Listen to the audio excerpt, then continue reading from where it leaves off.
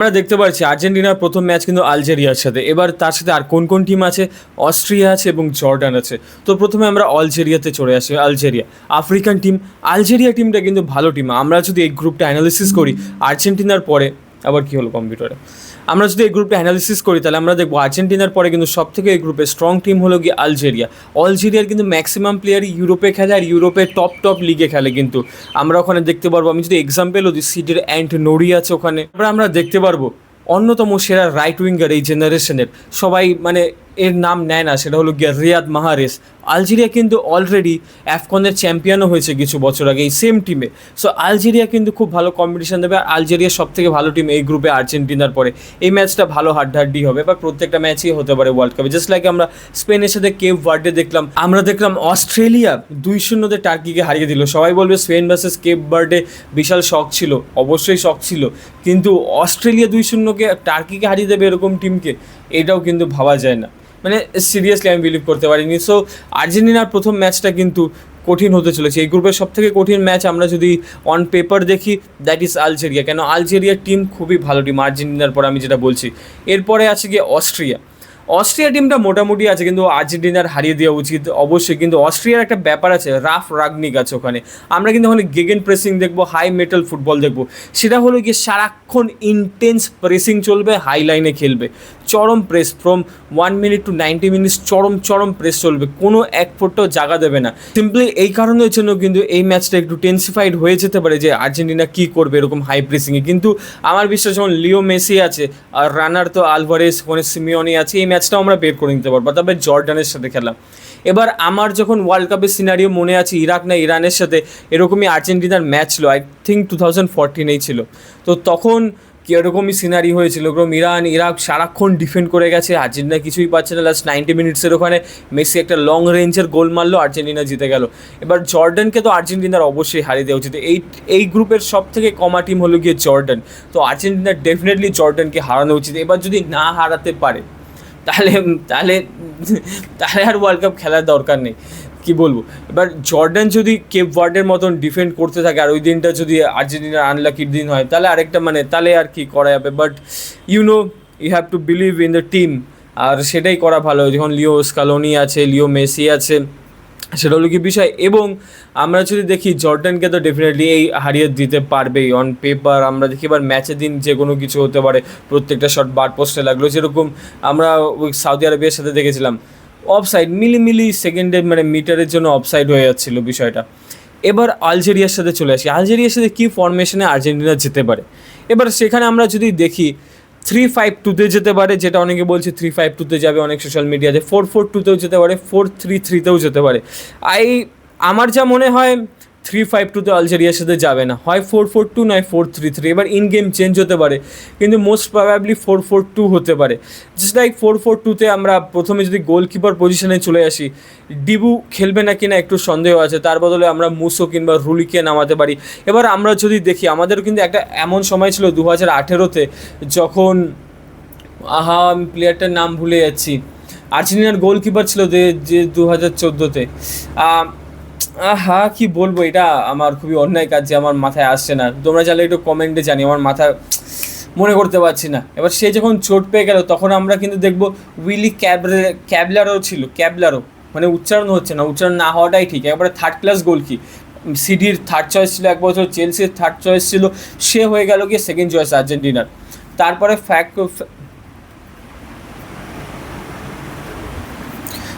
Franco Armani চলে আসলো, যে ওয়ার্ল্ড কাপের ম্যাচ খেললো, ক্যাবলারও খেললো। মানে এইসব গোলকিপার নিয়ে ম্যাচ খেলা যায় না।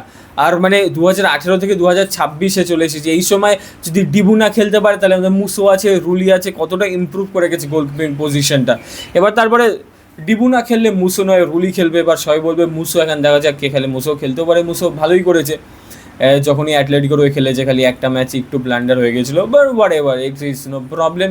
অ্যান্ড দেন আমরা যদি দেখি রাইট ব্যাকের পজিশনটা কিন্তু আগাস্টিন গেকে নেওয়া দরকার ছিল, লিও স্কালোনি নেওয়া দরকার ছিল। এবার we have to trust in Scaloni, কেন দুটো কোপা জিতিয়েছে, একটা ওয়ার্ল্ড কাপ জিতিয়েছে, তো সেই হিসাবে তো অবশ্যই ট্রাস্ট করতেই হবে স্কালোনিকে। সো আমি বলবো আগাস্টিন গে সব থেকে ভালো চয়েস ছিল। এবার মন্টিয়ালের খেলা তো আমি দেখি না, রিভার প্লেটে আর্জেন্টিনা লিগে খেলে। এবার নাহুয়েল মোলিনা অ্যাটলেটিকো মাদ্রিদে খেলে। মলিনা খুবই ভালো, কিন্তু মাঝে মাঝে খুব ব্রেন ফেডেড হয়ে যায়। আর ডিফেন্সিভে মলিনার এই মুহূর্তে একটুখানি প্রবলেম আছে। মোর অ্যাজ আ উইং ব্যাক আরও ভালো, কিংবা রাইট ব্যাক হিসাবে অ্যাটাকিং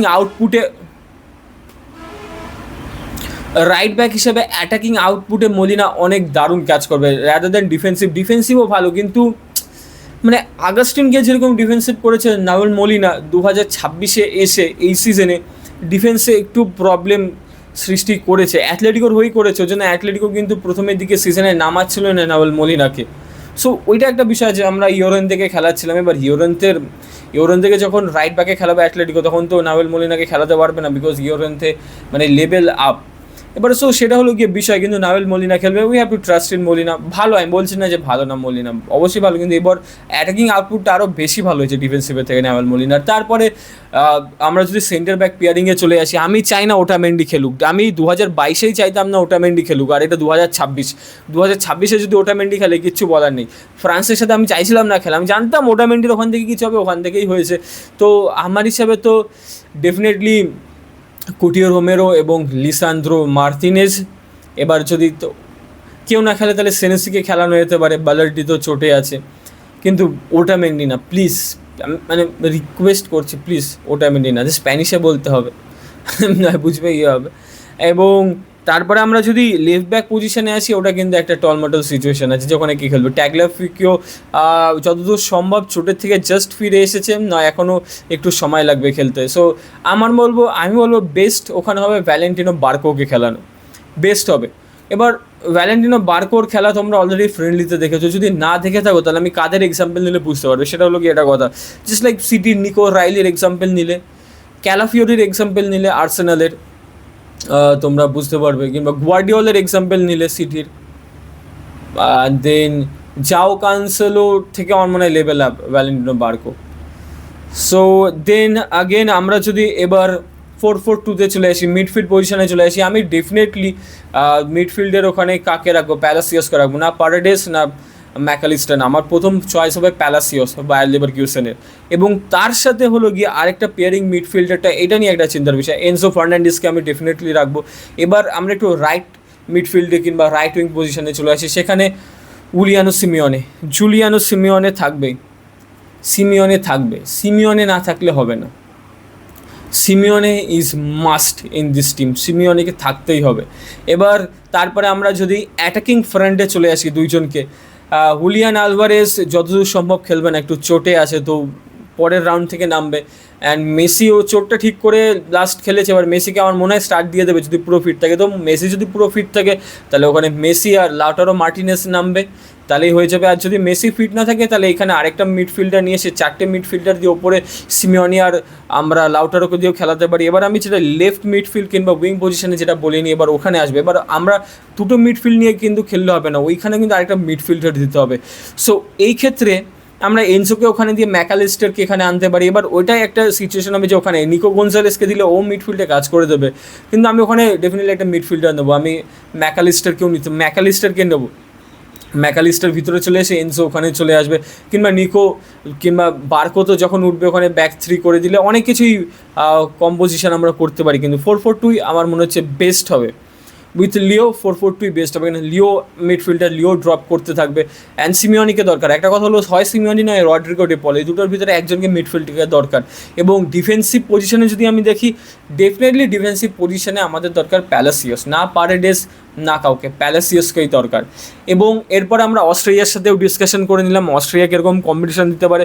আমি যেটা বলছি, আলজেরিয়া সব থেকে ভালো টিম, অস্ট্রেলিয়ার কোচটা ভালো, তার জন্য ওরা যদি গেগেন প্রেসিং এসব করতে থাকে তখন আমাদের অসুবিধা হলেও হতে পারে, বাট আই ডোন্ট থিঙ্ক অসুবিধা হবে। তবে জর্ডান আছে এই গ্রুপে, তো আর্জেন্টিনার অবশ্যই চ্যাম্পিয়ন হওয়া উচিত, যদি চ্যাম্পিয়নও না হয় সেকেন্ডে তো ডেফিনেটলি ফিনিশ করা উচিত। আর no doubt we will qualify. এবার দেখা যাক আলজেরিয়ার সাথে ম্যাচটা কীরকম দাঁড়ায়, আমরা কীরকম খেলি, কী হয়, তার উপরে অনেক কিছু নির্ভর করবে। অ্যান্ড সো এই ভিডিওটা এতটুকুই, পরের ভিডিওতে দেখা হবে ম্যাচের পর, এবং লাইভ তো আমরা অবশ্যই করতে চলেছি, লাইভ স্ট্রিম। ইয়ো।